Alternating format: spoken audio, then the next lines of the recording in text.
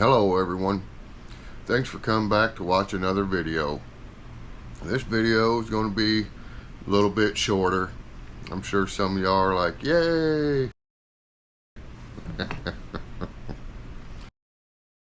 you like the video, click the subscribe, it's free. Go to notifications, click the bell, hit all, and then you'll get a notification for every video that I post from here on out. That's how it works. I sure would appreciate it. So this time the story's about me and my brothers tangling with bugs that sting. And man, we started early. So if you want to hear this story, stick around through the intro and we'll get her going. Let's go.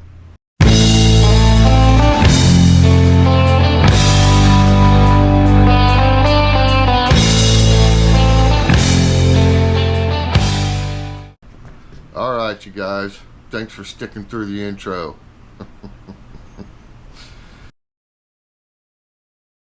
So this story is going to start when I was pretty little, and it's about me and my little brother getting stung by yellow jackets. So he was about, I want to say 4 or 5. He was pretty little. And I'm a couple years older than him, so I'd have been 7 or 8 or 6 or 7 or something like that, you know. Probably closer to 7 or 8. And we had this old car that kind of sat between us and our neighbor's house. It was our neighbor's car. Our driveway, his driveway, same driveway. So he had a car parked off side of his driveway. Well, right in front of this car was a huge mud hole. I mean, this thing was ginormous, big, like a little kid swimming pool big. You know what I mean? All the way across the driveway. Man, I was pretty little, but it had to be at least 5, maybe 6 foot long. A big mud hole, and it was deep. After it would rain, me and my little brother would go out there and play in that mud hole. Well, one morning after it had rained, that mud hole was full. Me and my little brother went out there to, you know, play in the mud hole. When we got out there, we noticed something in the mud hole, but we couldn't tell what it was because, like I said, it got pretty deep. It was a pretty deep little mud hole. How many times am I going to say mud hole? We see something moving around in it. We don't know what it is.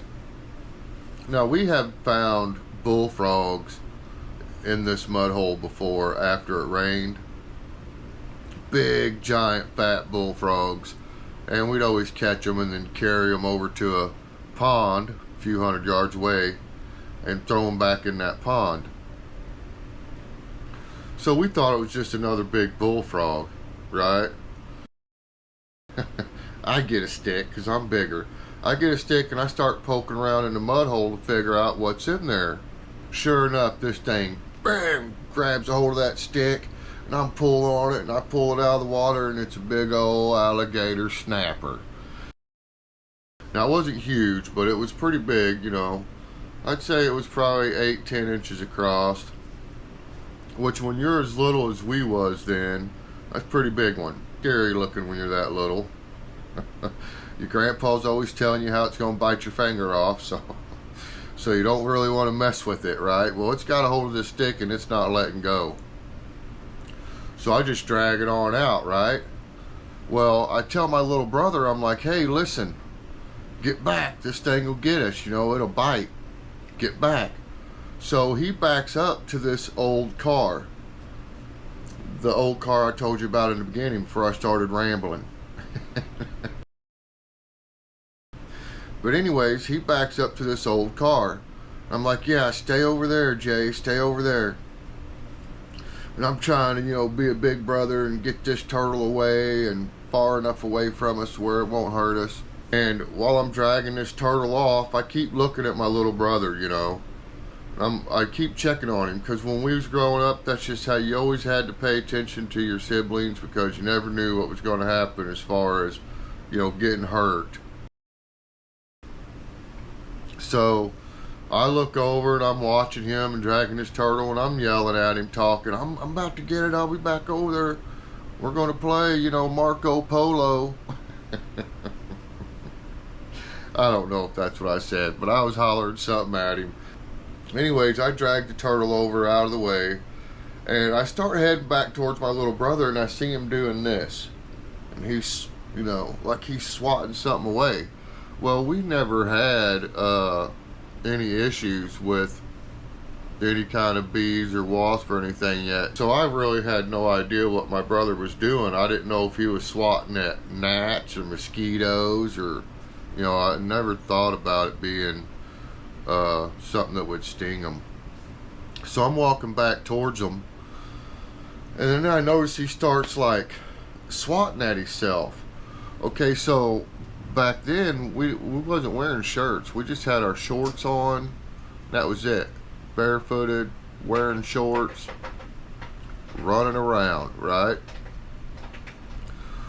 Well, he was leaning up against the grill of that car, and I don't know what he did, if just him touching that car caused these yellow jackets. That's what they were. It was the first time we'd ever seen yellow jackets. But these yellow jackets got pretty aggravated, pretty upset over my little brother being there. So what they had done is they actually was going up the bottom of his shorts while they was landing on his back and his head and his face. And I was about halfway to him, and they just started stinging him. I don't know if he hit one of them or what, because he was swatting at them. And anyways, they attacked. They started stinging him. And he starts screaming and hollering, you know, and I'm like freaking out. Like instantly you start freaking out, you know, your little brother's getting attacked. You don't know what to do. I run up to him, and I'm trying to get him off of him, right? So that's not smart. So they start attacking me, you know, so we're both getting attacked. I'm like, what the heck? What do we do? Well, all I see is that big mud hole. So I grab my little brother and I shove him down in that mud hole, and I push him under the water, and I can see these yellow jackets, bloop, bloop, bloop, popping to the top, coming off of him, you know, but there's still some on him, stinging him. And so I'm just making a bunch of splash, and I'm rubbing his body, and the whole time they're stinging me, but I'm just trying to get my little brother cleared off, you know what I mean? I'm trying to, he's screaming, he's hollering. I wasn't screaming and crying like he was, you know what I mean? I was trying to be in control, and I get all these yellow jackets off of him, and I get down in the water myself, because like I said, this mud hole's pretty big, and I don't know, it might have been about 10, maybe 12 inches deep, you know, but it was deep enough we could sit in it and play and lay down, pretend swim, you know. Neither one of us knew how to swim at this point, though, by the way. I finally get him off him. He's still crying and screaming, though, and so I start splashing water on myself. I'm trying to get him off of me, and I just jump up. I don't know if I still got him on me or not, but they have went up in his shorts and everything. He pulls his shorts off. As soon as he gets out of the water, he pulls his shorts off. Skivvies come off. Now he's buck naked. And he's running down the driveway, which, where the mud hole was to the front door, was only about 20 yards, maybe 30 yards. We wasn't very far. Big sliding glass door. My mom always kept an eye on us. Well, what I didn't realize was my mom was keeping an eye on us at this particular time. So she seen me putting my brother Jay in the mud hole, and you know, she didn't know what I was doing. She thought I was trying to drown him. So by the time he jumps up and gets out of the mud hole and takes off running, strips down, takes off running towards the door, she's already coming out the door. She's running up to us. What's going on? What's going on? And he's crying, they're stinging me, they're stinging me. So right away, my mom knows exactly what's going on. We have disturbed a yellow jacket nest. Now, where I grew up, these things would usually burrow in the ground or somewhere. You know what I mean? They'd get a little nest in the ground, and about the only time you heard about yellow jacket attacks is when somebody got attacked mowing grass. Well, these yellow jackets had, I don't know, made a nest inside this car somewhere. And when my brother bumped up against it, that's all it took. And then he stayed there talking and rubbing up against it or whatever. Got him mad. Well, my mom grabs my little brother, grabs the hose, takes him straight to the water hose, starts spraying all the mud and stuff off of him so she can see where all he's been stung. And man, he got stung all over. And I had got stung quite a few times, but nothing like him. She grabs a pack of cigarettes and a box of Band-Aids. We always had Band-Aids, a lot of them.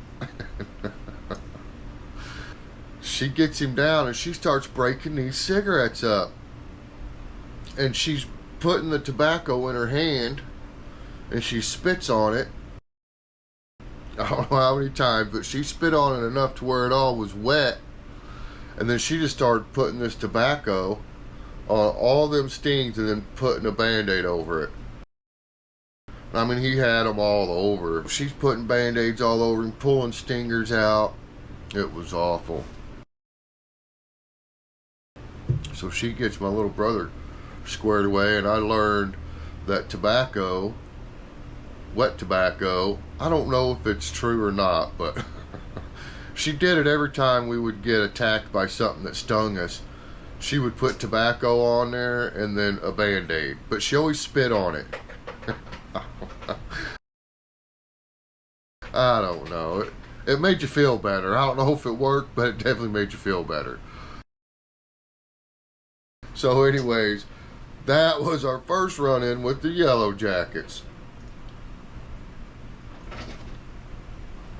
Next one, bumblebees. Okay, so I've told you guys about the tree house we had in our backyard when we lived in a big 2-story farmhouse. The same place, we was living in the same place when I stole my aunt's car and took it for a joyride. You guys got to check out my videos. There's a lot of crazy stories. We were older by now. I was probably around 12, 11 maybe, 11 or 12. And this is my youngest brother, Bub. So we had this tree house. It was a pretty nice tree house. And I was going to start working on it and try to make it nicer, right?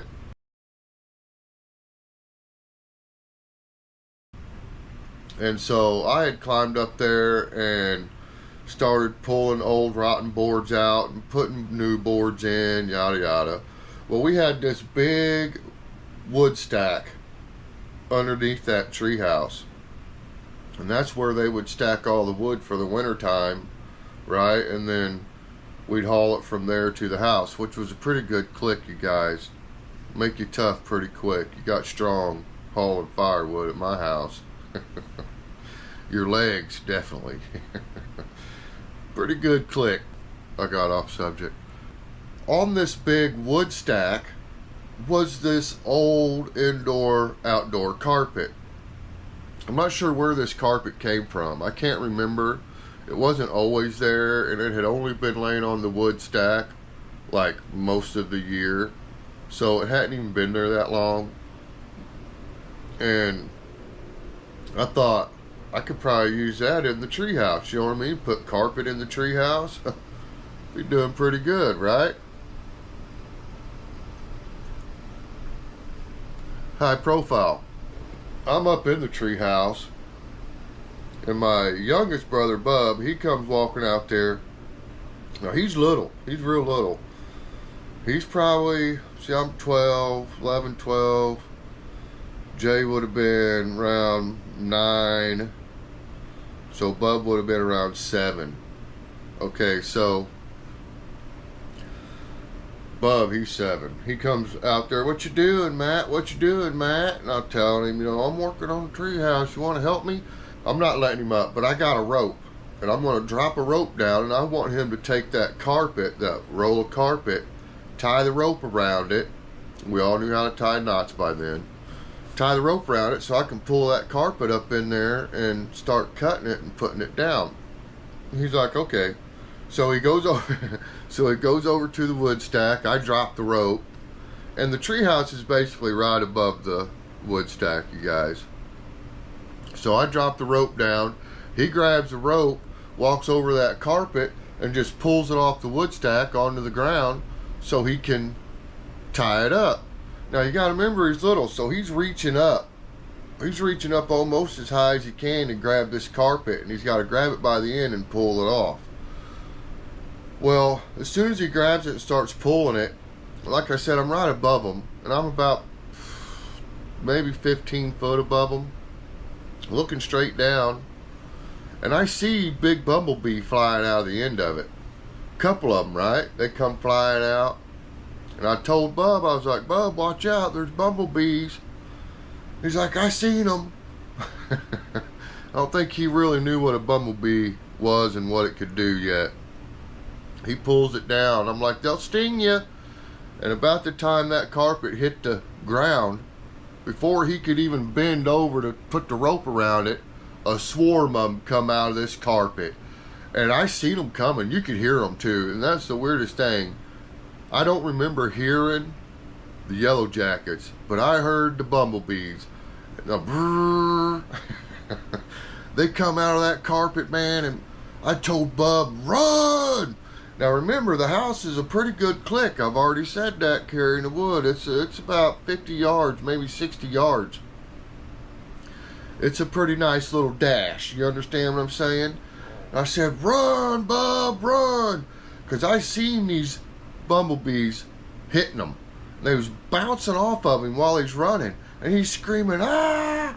Ah, he's screaming, he's crying, and I see him grabbing his shirt. So man, I start climbing down the treehouse, right? And the bumblebees are still swarming under the treehouse. But I want to go save my brother. But about halfway down the treehouse, these bumblebees start hitting me. Boom, and they're not stinging me, they're just like running into me. So I just climb back up the treehouse. I climb back up, shut the door. I'm trying to hide from these things, right? But they could definitely get in the treehouse. Shutting the little door didn't help. Bumblebees know I'm a target as well. So what they do is they start coming after me. My little brother's running and screaming, trying to rip his shirt off. I see him get to the door, so I'm thinking, I got to get out of here, right? Because now they're coming after me. And I'm not climbing down so that I can get stung all the way down this tree. So I'm thinking, I gotta jump. Okay, so I told you the treehouse was about 15 foot above the wood stack. Okay, well the wood stack's another little over 4 foot high. So we're looking at close to 20 feet from the bottom of the treehouse to the ground. So I'm not jumping and hitting the ground. I'm going to jump and hit the wood stack.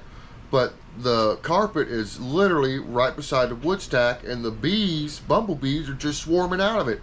So I'm like, I got to do it, you know, either go down the ladder and get stung, or jump, tuck, and roll and get stung. So I jumped, tuck, and roll. Climbing down took too long. The way I figured it, I was going to get stung way more climbing than I would jumping and running. So I get out of the treehouse. I climb out on this limb that the treehouse is built on that's right above the wood stack.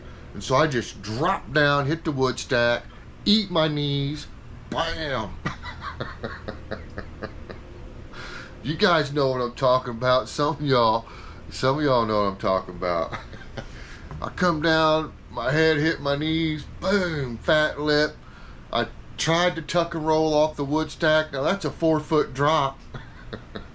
So I hit the ground. I don't land right. Pretty sure like on my side, shoulder kind of a deal, almost head first. I hit the ground. I'm laying right by this carpet when I hit the ground. I jump up, and these things have targeted me. Now they see something moving, and they're on me. And I take off running. And I have a shirt on, and I didn't take my shirt on. I got lucky. I got lucky, and none of these bumblebees got up my shirt. They got up my little brother's shirt. I think he stood still too long, and they just, I don't know, but they got under his shirt. So I just take off running, and I'm screaming and hollering, ah! Because they're stinging me. Now, I got stung, it wasn't very many times, 3 or 4 times. It wasn't that big a deal. Like on the back of my head, I got stung, neck, head area, right? And so I'm running. I get into the house, and by this time, my mom's in there taking care of Bub. And this all happens really fast, you guys. So by the time she's taking care of Bub, I'm right behind him within a couple minutes. I'm right behind him. I mean, 2 or 3 minutes. I wasn't hanging out, you know what I mean? He runs, hits the door, I jump, hit the ground, start running, I hit the door. Well, when we get in there, and this is the first time I'd ever seen this, you know, I guess bumblebees and other bees, some other bees, when they sting you, their stinger will stay in you. And there'd be a little venom sac right on the end of it. And you'll see it, it's sitting there flexing like a heartbeat, and it's just pumping venom into you. So by the time I get in the house, my mom's got my little brother down, and she's got tweezers, and she's pulling these stingers out of him. And he had them all over. And this bumblebee, they're just pumping venom into my little brother. All these stingers. And she's pulling them off. And I remember they were stuck on his head too. All up around his ears and his neck and on top of his head. Stingers everywhere. They got him pretty good. Next thing I know, well, she gets the stingers out of me too, which there wasn't very many. Out comes the tobacco and the spit and the band-aids. And we got tattooed with tobacco band-aids. I only had a few, but my little brother, he looked pretty funny. He had them all over. Alright, so that was the bumblebees.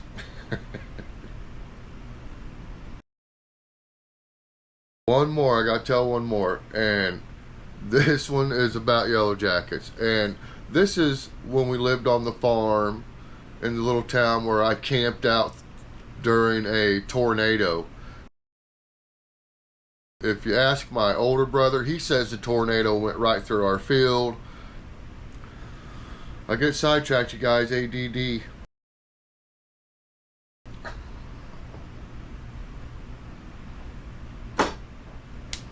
My stepdad, now he had one leg. I'm pretty sure I've told stories about him already.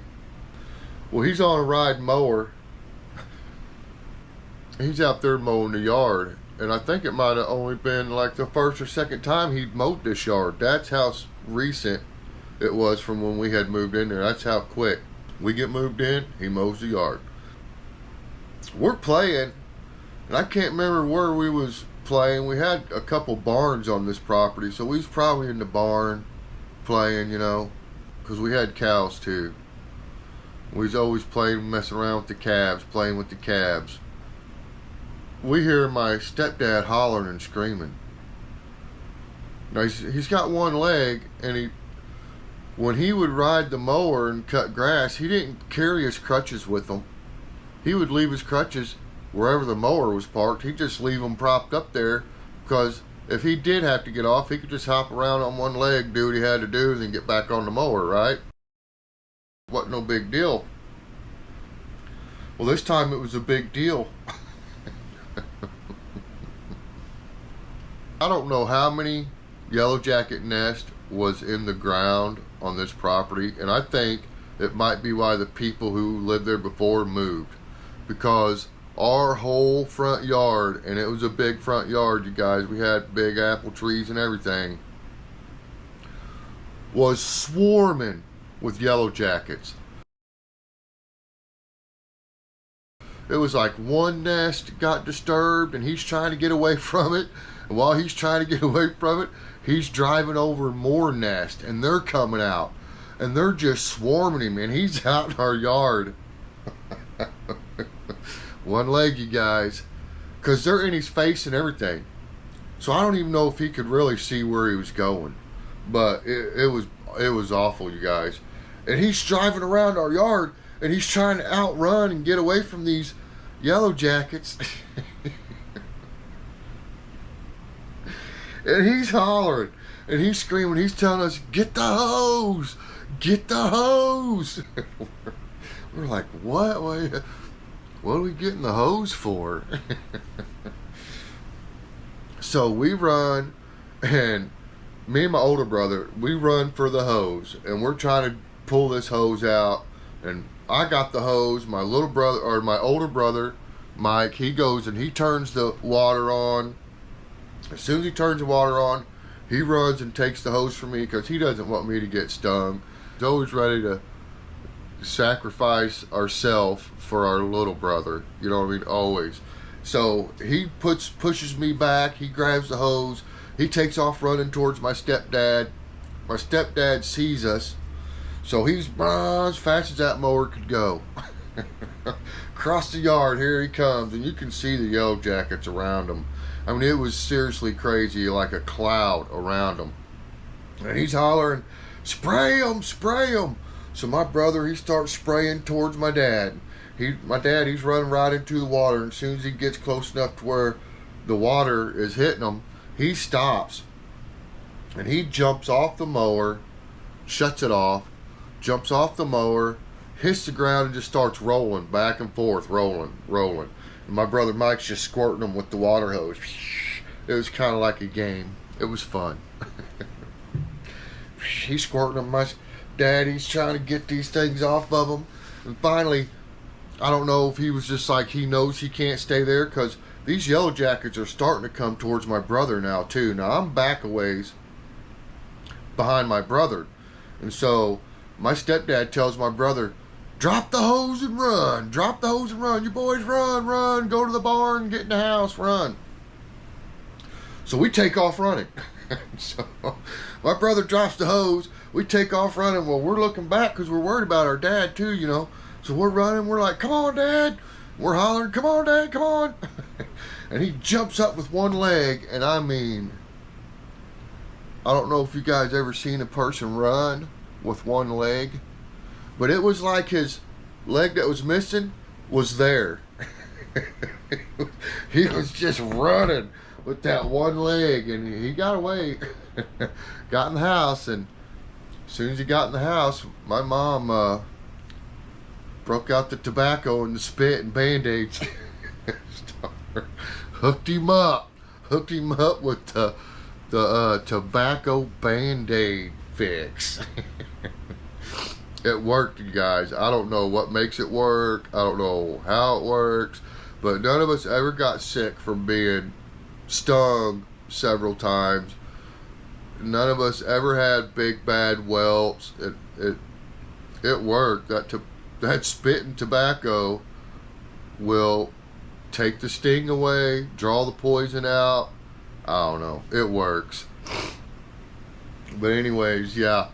Good times growing up with the yellow jackets, especially. Bumblebees, that's the only time we've ever been attacked by bumblebees. And I got stung one time by a hornet.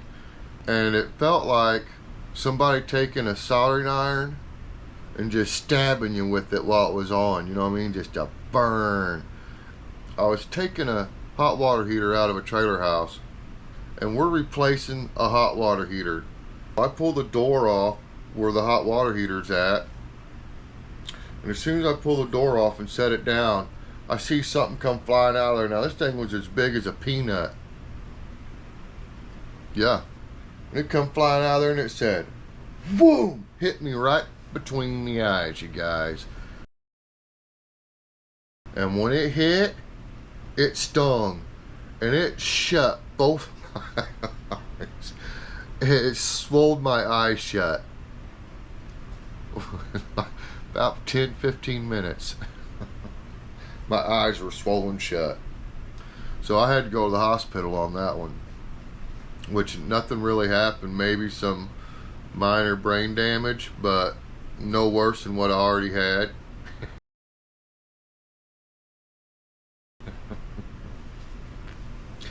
But I'll tell you what, it was good times. But that's the stories about yellow jackets, bumblebees, and a hornet. Don't sweat the little stuff, okay? When something gets under your skin, starts bugging you, you're getting stung, go get the spit tobacco, put a band-aid on it. Whether you're the yellow jacket, the bumblebee, the hornet, or the wasp, don't sweat the little stuff, okay? No matter what, if something's bringing you down, call a friend, call one of your family members, say a prayer. Don't give up. There's a lot of people out there that want to help you, and they're willing to help you. They're waiting to help you. Call 988, talk to a stranger. They'll get you on the right path. They'll help you. No matter what, don't give up. Don't sweat it. Squatch it when it shows up. Keep on keeping on. God bless everybody out there. Peace.